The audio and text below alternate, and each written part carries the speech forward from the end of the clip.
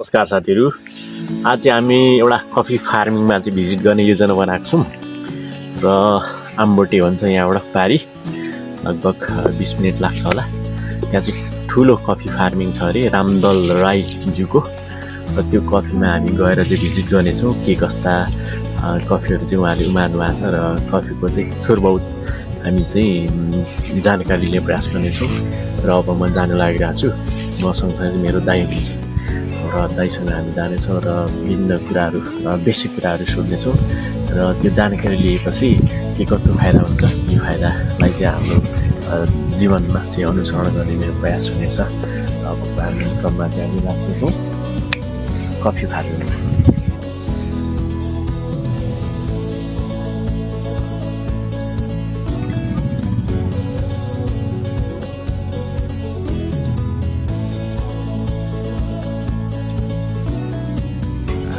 ल पछाडि चाहिँ दाइ आउँदै हुनुहुन्छ।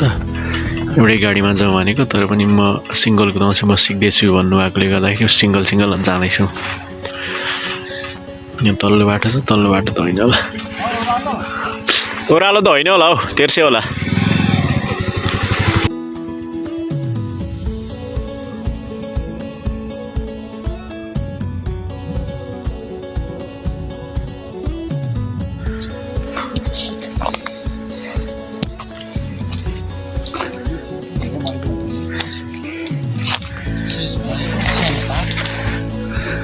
तर जमिन पनि ट्याक्कै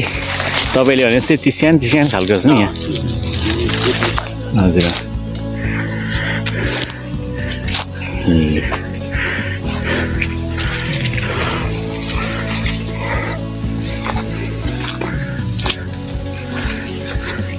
सायदै अब यो 1 वर्षभन्दा बढी पर्खिनु पर्दैन होला।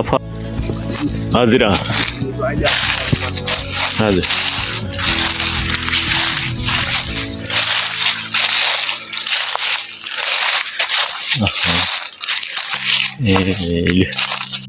दाइ कफी रोप्न थाल्नु कति भयो अरे सुरु गर्नुभएको?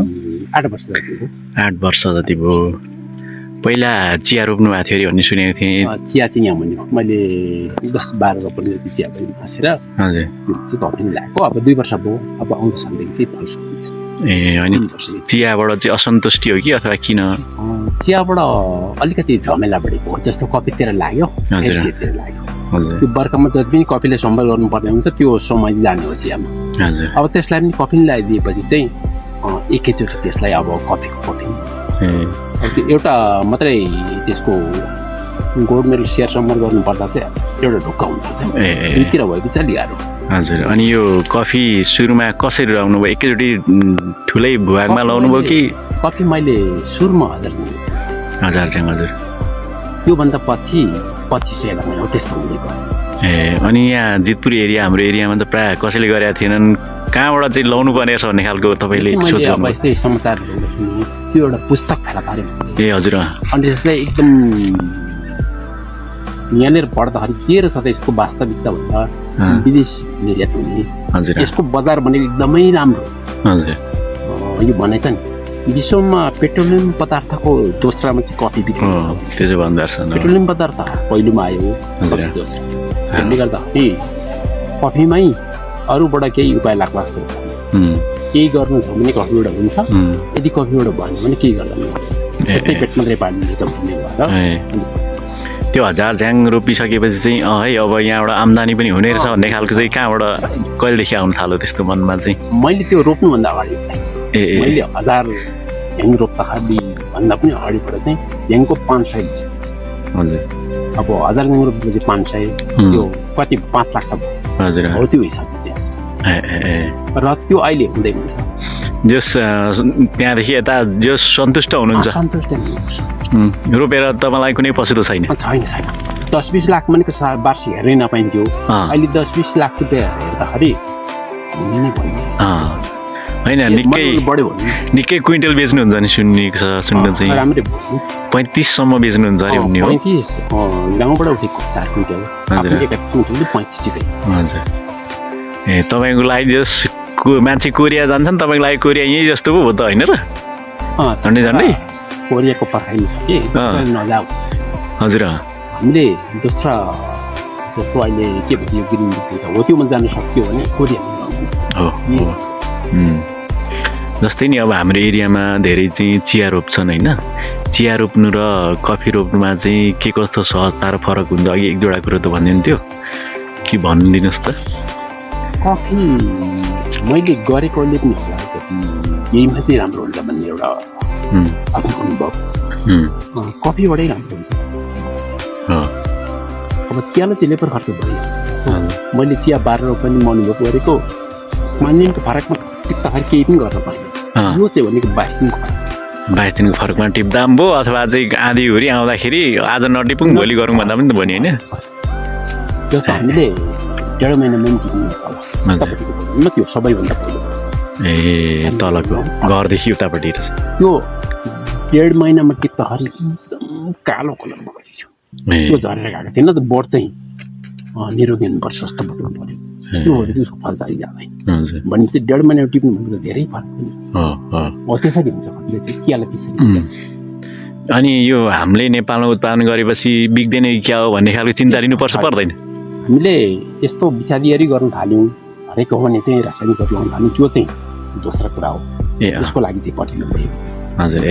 त्यो गरिदिएन भने यसको लागि बजार भनेको चारतिर एउटा हजुर त्यो कहिले राति गर्छ कहिले दिउँसो गर्छ त्यस्तै हुन्छ मलाई हुनसक्छ जसलाई पनि दिन सक्छौँ हामी जसले 1-2 वर्ष बढेको खान्छौँ दोस्रो मेसिन हामी जबसम्म राख्छौँ न तबसम्म हामी हजुर मेसिन पनि राख्नु भएको छ होला पल्पिङ सुरु पल्पिङ अब दोस्रो स्टेपमा जाउँ भन्ने छोरा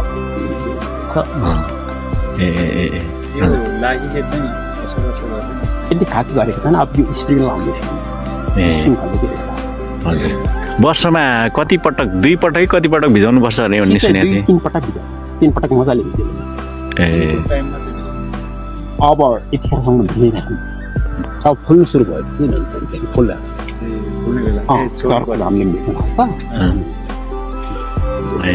अनि यो मलको कुरा दाजु के हुन्छ मल कुरा जति राम्रो गर्न सक्नु मल गोडमा उति राम्रो वर्षमा कतिचोटि हाल्ने मल यसलाई 2 चोटि हाल्नु भन्ने हजुर औषधि मूलो वर्षमा अस्ट्रेलिया भन्छ 4 चोटि जापानले 2 चोटि त्यो 10 मिनट अहिले यसो अनुभव गर्दाखेरि सकेसम्म 3-4 चोटि हाल्नु पानी चाहिँ पुषमाघमा लाउनु भन्दो रहेछ होइन कार्तिकदेखि त खत्ता हुन्छ मल पनि त्यही होला सायद मल चाहिँ भदौ ल वर्षा रोप्नु आँटेपछि अनि वर्षा सुरु हुनुभन्दा अगाडि भनेको चैतले टिपिसकेर चाहिँ मल लाउनु भनिन्छ गोबर मल ठिक हुन्छ कि गोबर मल एकदम त्यो पनि पाकेको गाउँघरमा चाहिँ के छ भने सोरेर 2 तला मुनि फ्याँकिदिने अनि टिपेर लाउने त्यो होइन बर्खाको झरी बादलले पनि भेट्नु हामीले पनि एक ठाउँ राख्यो यसलाई 3 महिना कालो पोलिथिनले खोपेर राख्यो 3 महिना पछि पोल्टी गरेर पुरो फेरि त्यसलाई पनि 6 महिनामा रेडी हुन्छ हो त्यसपछि बाइक पऱ्यो राम्रो चाहिँ बाख्रा गरे भन्छन् होइन के त्यो सबैको कुहाएर लाउँदाखेरि बाख्राको राम्रो भन्नु नि उसको गाउँ हजुर बाख्रा त्यो बडकोला मात्रै लगायो भने कहिले पनि लाग्दैन त्यो गाउँले कुहिन्छ नि हो त्यो चाहिँ बाख्राको बलिलो हुन्छ भन्नु वस्तुको पनि गाउँ चाहियो भने धेरै फरक होला बाख्राको राम्रो हुनसक्छ त्यो राम्रोको मतलब त्यही हो गाउँ ल यसरी अब घुम्न पाइयो यस पहिलेदेखि आउँ भनिरहेको थिएँ आज आउन पाइयो खुसी लाग्यो उत्पादन बढीको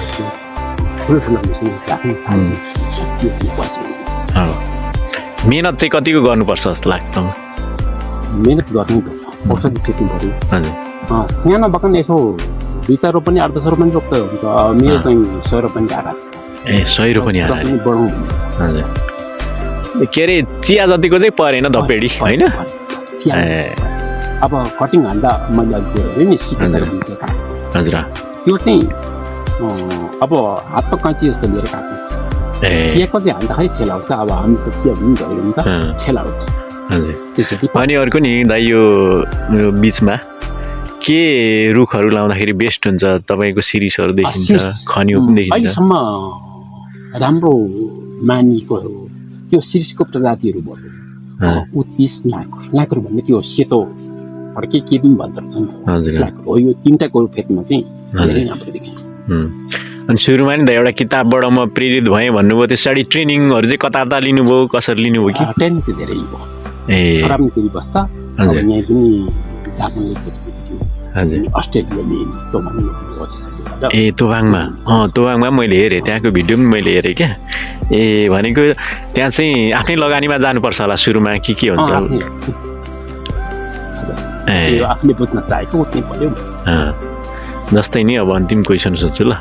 यो कफी रोप्न चाहनेहरूलाई के भन्न चाहनुहुन्छ तपाईँ जो कफी रोप्न मन गर्छ भन्दा चाहिँ साथीभाइहरूलाई कफी रोपौँ बजारको समस्या भोलि गएर पर्छ कि भन्ने कुराहरू पर्दैन के राम्रो छ जो पहिले रोपौँ मलाई रुचाउनेले पनि कफी रोपौँ मलाई बन्दै नरुचाउनेले पनि कफी रोपौँ किन त भने उत्पादन जति बढी हो कफी राम्रो उति निर्यातको लागि सोच भविष्य राम्रो कति हुन्छ कति टन हुन्छ भन्छ अब आफ्नो कुइन्टलले कमी हुन्छ अब टनको त कुरो भइरहेको त्यस्तो भइसक्यो हस् त धन्यवाद हस् ल कफी टिप्दै हुन्छ नि त कति टिप्नुहुन्छ दिनमा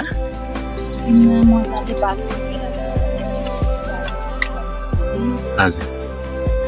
40-41 केजी टिप्ने त त्यसरी हो पेटमा यो मजेत्रो बेरेर ए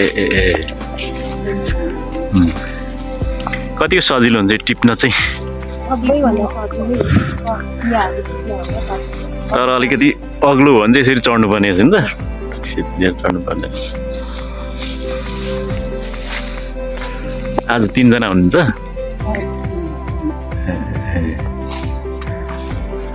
तपाईँहरू आफैले पनि कफी हाल्नु आएको छ कि छैन हजुर यहाँ वर्षको कतिचोटि आउनुहुन्छ टिप्न यो दाजुकोमा ए तपाईँहरू नै होला त्यसो भए यहाँ टिपिदिने हजुर यहाँ के अरे यहाँ टिप्दा त मान्छे गोरु पनि भइन्छ होला हौ है दिदी